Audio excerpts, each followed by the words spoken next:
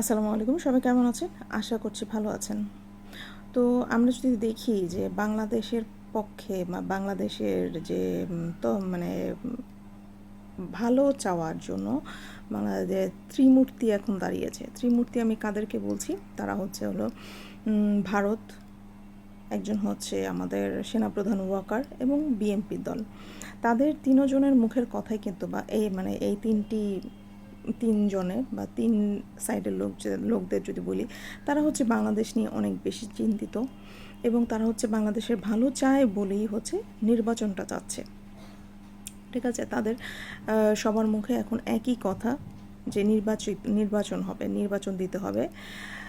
ভারত, এটা যদি আমি একটু কিছুটা সময় নিয়ে যদি আমি বলি, ভারত আসলে নির্বাচন কেন বলছে? কারণ আমরা যদি দেখি যে ভূ রাজনীতিতে বা বিভিন্ন দেশে ভারতের হচ্ছে নানাভাবে হচ্ছে তারা হচ্ছে ঝাড়ু পেটা খাচ্ছে। কীভাবে হচ্ছে কানাডায় হচ্ছে তারা হচ্ছে শিখরা হচ্ছে আন্দোলন করছে এবং কিছুদিন আগে হচ্ছে যুক্তরাষ্ট্রও হচ্ছে একজন শিখ বা একজন যে পাঞ্জাব বা তাদের লোককে মারার জন্য রয়রা হচ্ছে তাদেরকে খুন করেছে, এই বিষয়ে হচ্ছে তদন্ত চলছে এবং নানা দেশে হচ্ছে ভারত কিন্তু এখন ঝাঁটাপেটা খাচ্ছে। তাদেরকে হচ্ছে তাদের দেশ থেকে হচ্ছে তাড়িয়ে দেওয়া হচ্ছে বা যে কারণেই হচ্ছে রয়ের বিরুদ্ধে কিন্তু পুরো বিশ্বেই বিভিন্ন দেশে বড় বড় দেশগুলোতে কিন্তু এখন আইনের ব্যবস্থা নেওয়া হচ্ছে এবং তাদেরকে হচ্ছে সন্দেহ করা হচ্ছে ভারত এই কাজগুলো রয়ের মাধ্যমে করিয়েছেন। এবং ভারত বাংলাদেশে এখন কেন নির্বাচন চাচ্ছে সেটা হচ্ছে আমরা যদি দেখি 2009-এ যে তথাকথিত যে বিডিআর বিদ্রোহ হলো, সেখানে কিন্তু বাংলাদেশের 54 জন সৈনিককে হচ্ছে সেনাপ্রধানকে হচ্ছে বড় বড় যে সেনাপ্রধানরা ছিল তাদেরকে হচ্ছে হত্যা করা হয়েছে এবং সেই হত্যাকাণ্ডে যে ভারত যে সম্পূর্ণভাবে জড়িত ছিল, এটার কিন্তু বিশেষ প্রমাণাদি কিন্তু এখন অনেকের হাতে আসছে এবং অনেক সূত্রই কিন্তু এটা জানা যাচ্ছে এটার পেছনে সম্পূর্ণ হচ্ছে ভারতের হাত আছে। এবং এই জিনিসটা যাতে ফাঁস না হয়ে যায় এবং এই বাংলাদেশে যে ভারতের যে মুখোশটা আছে সেটা যেন যাতে মুখোশ যাতে উন্মোচন না হয়ে যায়, এই কারণে হচ্ছে ভারত হচ্ছে এত তোলপাড় করছে হচ্ছে নির্বাচনের জন্য। এবং কিছুদিন আগে যদি আমরা দেখি, ভারতের সেনাপ্রধান বলেছে হচ্ছে নির্বাচিত সরকারের সাথে হচ্ছে তারা কথাবার্তা বলবে এবং তারা হচ্ছে নানাভাবে বাংলাদেশের হচ্ছে নির্বাচনের রোড ম্যাপ তারা তৈরি করে দিচ্ছে এবং নতুন নতুন রোড ম্যাপ তারা তৈরি করে দিচ্ছে। প্রতিদিনই হচ্ছে তারা নানা রকম শর্ত প্রদান করছে। তারা এখনও এই ঘোরের মধ্যে দিয়ে কাটতে পারেনি যে বাংলাদেশ এখন আর হাসিনার হাতে নেই এবং তারা এখনও বুঝতে পারছে না যে হাসিনাকে আসলে বাংলাদেশে আর প্রতিষ্ঠিত করা যাবে না।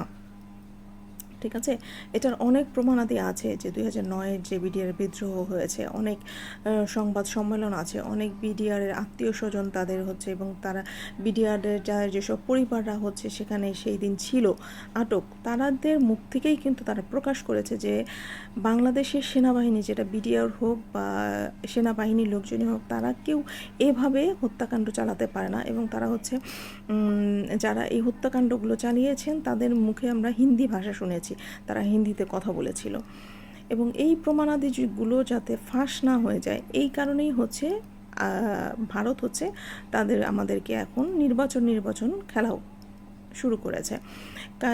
এবং এর আগে এই 16 বছরে যদি দেখি যে 2013 বলেন, 2018 বলেন এবং 24-এ যে রাতের ভোটের নির্বাচন হলো, সেখানে কিন্তু ভারত হচ্ছে কোনো কথা বলেনি বা তাদের কোনো এখানে কোনো রকম কোনো চুবাচ্চ তারা করেনি। তারা বলেছে এটা বাংলাদেশের অভ্যন্তরীণ বিষয় এবং যেভাবেই যে দল আসুক না কেন তারা সেটাকে স্বাগতম জানাবে। কারণ এটা তারা কেন করেছে? হাসিনা ছিল হচ্ছে তাদের পাপেট এবং বাংলাদেশ ছিল তাদের কাছে হচ্ছে একটা সোনার ডিম পাড়া হাঁস এবং এই হাঁসটা যেহেতু তাদের হাত থেকে ছুটে গেছে, এই কারণে এখন তাদের মাথা খারাপ হয়ে যাচ্ছে। এবং আমরা যদি দেখি প্রতিনিয়ত তারা হচ্ছে নির্বাচনের জন্য নানা রকম রোড ম্যাপ বাংলাদেশকে দিচ্ছে। ঠিক আছে, এবং বিএমপি কী কারণে বলছে? বিএমপি হচ্ছে এটা দেখা হলো ভারত এবং ভারত তাদের সুযোগ সুবিধা থেকে বঞ্চিত হচ্ছে, বাংলাদেশ থেকে এখন কোনো কিছু নিতে পারছে না এবং এই কারণেই হচ্ছে তারা এখন ডাক তুলছে যে নির্বাচন করতে হবে এবং ডক্টর মোহাম্মদ ইউনূসকে হচ্ছে এখান থেকে সরাতে হবে। কারণ ডক্টর মোহাম্মদ ইউনূস যতদিন গদিতে আছেন ততদিন ভারতের ডাল বাংলাদেশে গলবে না। ঠিক আছে। এবং বিশ্বের কাছে বাংলাদেশকে আসলে সেভাবে এতদিন যেভাবে বাংলাদেশকে তারা করক রাজ্য হিসেবে বাংলাদেশকে ভোগ করেছে সেটাও করতে পারবে না, এবং বিশ্বের কাছে বাংলাদেশকে আসলে হেও করতে পারবে না।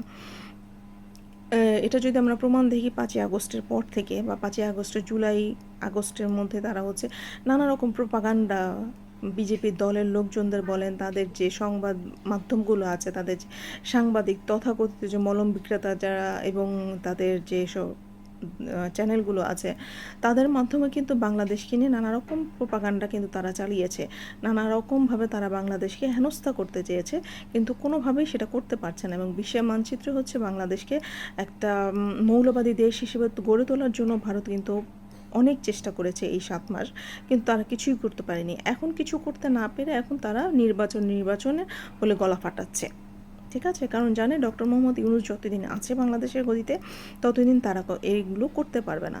এবং বিএনপিটা কেন করছে? কারণ বিএনপি এই 16 বছর তারা হচ্ছে কোনো রকম মানে কি বলবো, কোনো রকম তারা হচ্ছে তাদের টাকা পয়সা নাই, এবং তারা হচ্ছে এতদিন না খাওয়া ছিল, এবং এই কারণেই হচ্ছে তারা ভারতের সাথে গলা মিলিয়ে হচ্ছে নির্বাচন কথা বলছে। এবং ভারত খুব ভালো করেই জানে যে বিএনপি যদি এই দ্রুত করে নির্বাচন দেওয়া হয়, বিএনপির পক্ষে আসলে বাংলাদেশকে কন্ট্রোল করা বা বাংলাদেশকে সামলানোর মতো ক্ষমতা বিএনপির এখন আর নেই। আমি এটা কেন বলছি, আমরা যদি দেখি যে রুমিন ফারহানা কিন্তু কিছুদিন আগে একটা টক শোতে বলেছিল তারা নিজেরাই হচ্ছে নিজেদের দলকে আসলে এখন আর কন্ট্রোল করতে পারছে না। তাদের বিভিন্ন দলের লোকজন, তারা হচ্ছে তাদের নেতাপাতা যারা আছে, তারা এখন চাঁদাবাজি, লুটতরাজ, এবং তারা হচ্ছে নানা জায়গা জমি দখল, ভয় দেখানো, বা আওয়ামী লীগ এতদিন যে বাংলাদেশকে চুষে খেয়েছে, এটা এখন তারা গদিতে যাওয়ার আগেই করা শুরু করেছে, ঠিক আছে।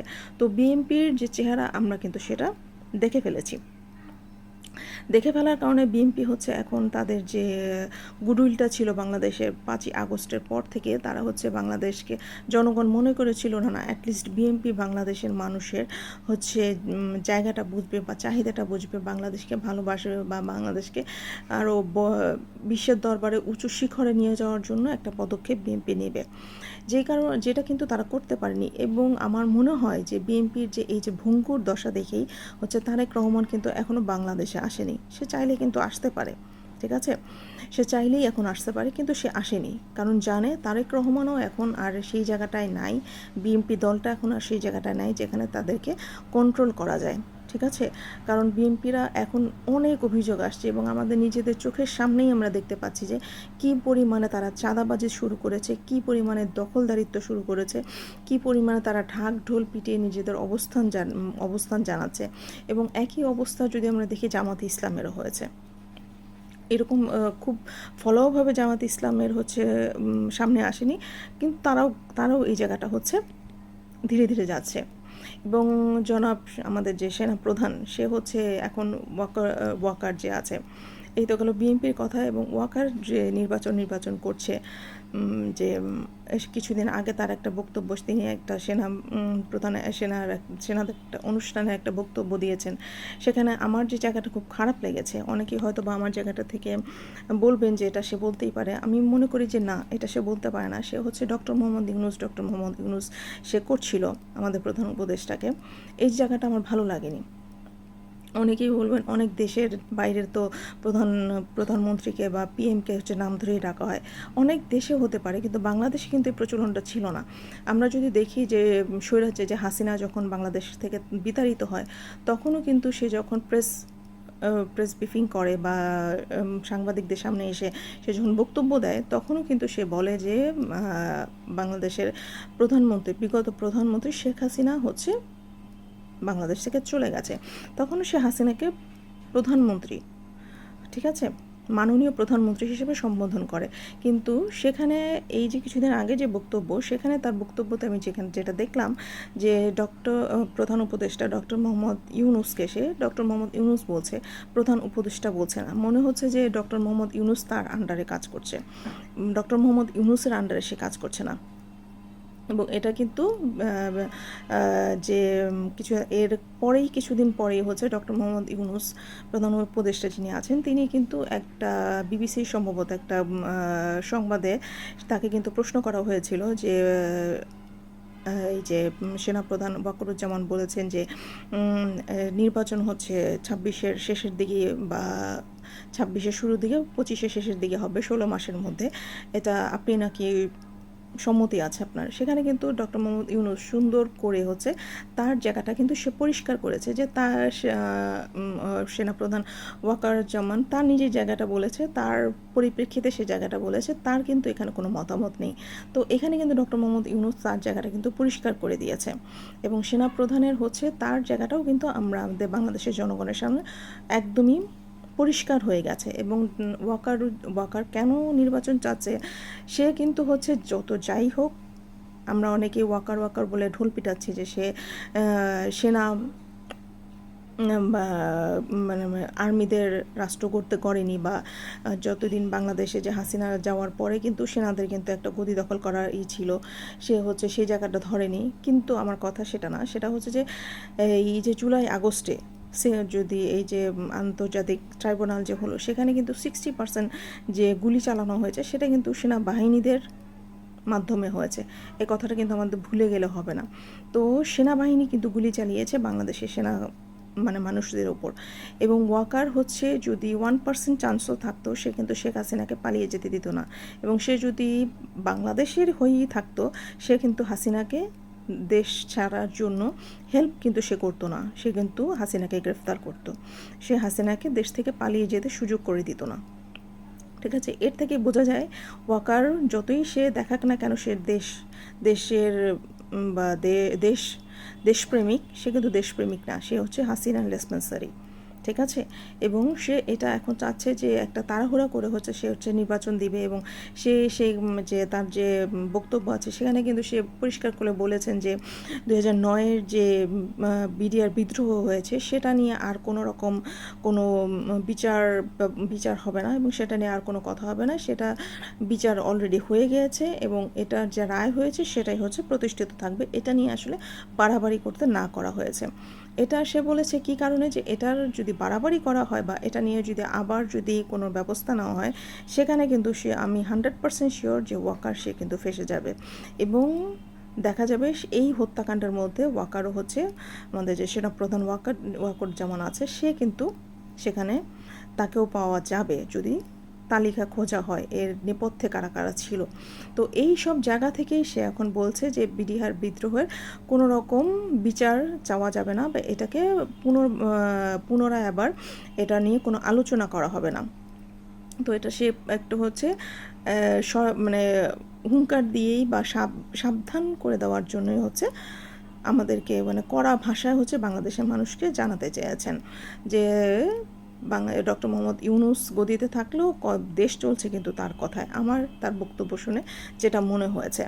এবং এই ত্রিমূর্তিদের কথা থেকে তারা যারা নির্বাচন খেলা চালাচ্ছেন, তাদের মুদ্রা কথা হচ্ছে ডক্টর মোহাম্মদ ইউনূসকে নামাতে হবে। এবং তাদের স্বপ্ন হচ্ছে ডক্টর মোহাম্মদ ইউনূস যদি নেমে যান বা তাকে যদি গদি থেকে ছাড়া হয়, গদি ছাড়া করা যায়, তাহলে বাংলাদেশকে বাগে পেতে ভারতের আরও বেশি সুবিধা হবে। কারণ আমরা জানি বিএনপির এখন আর ক্ষমতা নেই যে বাংলাদেশকে আবার পুনরায় সে গঠন করতে পারবে, বা সে হচ্ছে নিজের দলকেই তারা এখন সামলাতে পারছে না, বাংলাদেশকে কি সামলাবে। তো সেই জায়গাটা বিএনপির আর নেই। এবং ভারত চাচ্ছে যে বিএনপি জায়গাটা থেকে লস করুক, বাংলাদেশে একটা অরাজক বা গৃহযুদ্ধর পরিস্থিতি লাগুক, এবং কোনোভাবে হচ্ছে হাসিনা হচ্ছে টুপ করে ঢুকে যাওয়ার ব্যবস্থা করে দেওয়া হোক, বা ভারত আবার বাংলাদেশটাকে একটা কলোনি হিসেবে ব্যবহার করতে পারুক। এইটাই হচ্ছে ভারত এবং ওয়াকারের হচ্ছে মেইন পরিকল্পনা। ঠিক আছে, এই জন্যই বলছি যে বাংলাদেশে আসলে এই যে বড় একটা অভ্যুত্থান হলো, এটা কিন্তু শুধু একটা নির্বাচনের জন্য হয়নি, বা যারা নির্বাচন বলে গলা ফাটাচ্ছেন, বা ভারত বলেন, বিএনপি বলেন, বা ওয়াকার বলেন, যারা এই যে তাড়াহুড়ো করে একটা নির্বাচন দিতে চাচ্ছেন, এইটা কিন্তু হবে না। কারণ নির্বাচন দেওয়ার জন্য কিন্তু এত হাজার হাজার প্রাণ বা এত রক্ত ঝরেনি, এত বড় একটা আন্দোলন বা এত বড় একটা বিপ্লব হয়নি। জনসাধারণ শুধু কিন্তু রাস্তায় নামেনি, বা শুধু তাদের প্রাণকে ত্যাগ করেনি যে শুধু একটা নির্বাচন দিয়ে এক দল খেয়ে গেল আর এক দলকে খাওয়াতে বসাতে হবে এবং ভারতকে আবার বাংলাদেশে শাসন করার জন্য ঢুকতে দেওয়া হবে। বাংলাদেশকে এটা বুঝতে হবে, বাংলাদেশের জনগণকে বুঝতে হবে ভারত কখনো বাংলাদেশের বন্ধু নয়, বন্ধু হবে না, বন্ধু ছিলও না কখনো। এবং এই যে আওয়ামী লীগ বলেন, আওয়ামী লীগ বা শেখ পরিবারের কোনো লোকজন বাংলাদেশে যেন আবার পুনর্বাসিত হতে না পারে সেই ব্যবস্থাটা আসলে এখন করতে হবে এবং নতুন সংবিধানের মাধ্যমে নির্বাচন দিতে হবে এবং বাংলাদেশের সংস্কার করার জন্য যতটুকু সময় প্রয়োজন সেই সময়টা কিন্তু অবশ্যই ডক্টর মোহাম্মদ ইউনূসের সরকারকে দিতে হবে। ডক্টর মোহাম্মদ ইউনূস দেশটাকে আগে সংস্কার করবে, নতুন সংবিধান হবে, এরপরে নির্বাচন হবে। এর আগে কোনো নির্বাচন কেউই চায় না, অন্তত আমি তো চাই না। তো সবাই ভালো থাকবেন। আল্লাহ হাফেজ।